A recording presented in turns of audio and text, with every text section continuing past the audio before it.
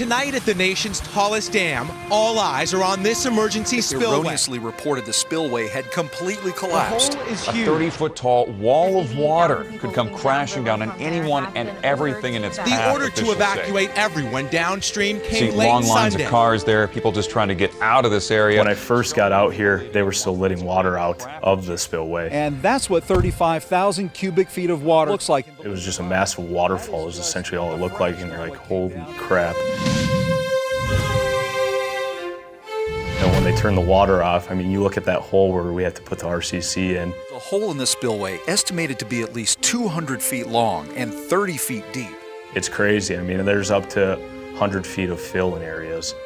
Close to 1 million yards of concrete going into this enormous hole. And then on top of that, all the prep work that we had to do is just astounding. It's crazy. But, you know, that's why we're Kiewit. That's why we have this job.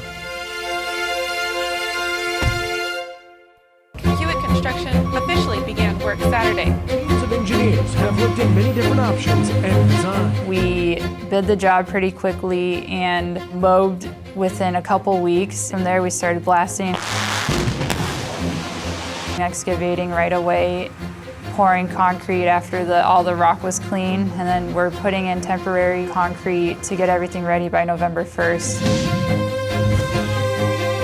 Everyone's looking at this project because that could be them. This could be anyone's, dam that's holding up right with a bunch of cities below. It's important to see why this failed and how important it is to build it the right way.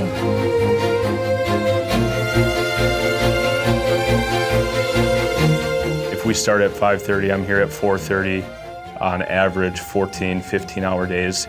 Sometimes Sundays when we have to pour because schedule's absolutely everything on this job.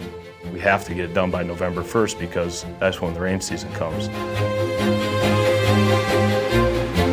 We just got a countdown clock.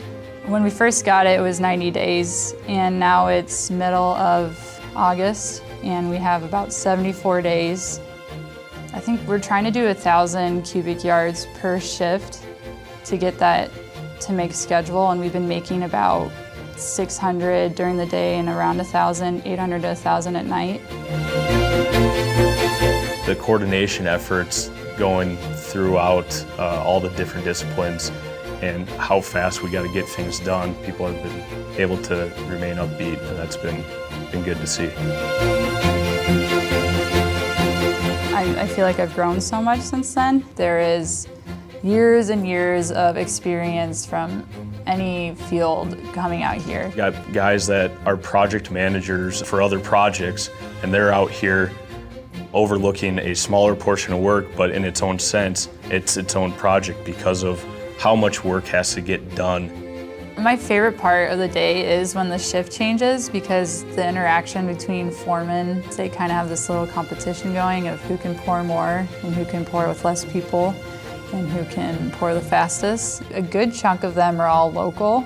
A lot of them had to be evacuated from their homes. They knew they wanted to get onto this project, have a lot of pride. They know they work a lot of hours, but they come home and they can say they're building this and they'll see the impact that they have. They are very thankful if they do see you in a Kiewit truck. People will come up to you and shake your hand and say thank you for the work that you're doing. Completed what they accomplished in their deadline. They're looking at every possible angle.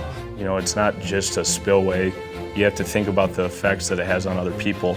That just kind of really hits home, You're talking about life or death with some people and their livelihood. Nothing short of amazing work has been accomplished on the Oroville Spillway here in the last 9 days. Puts a sense of urgency into it, and the long hours after that, after thinking about that, it really doesn't seem like long hours. October 31st, 11:59 p.m., no more concrete's being poured. Everybody's working hard to meet that goal, and we will meet that goal. A major milestone today for the Oroville Dam Spillway is They took on the largest active construction project that is happening in the country, and now DWR officials are telling us that the spillway is rebuilt.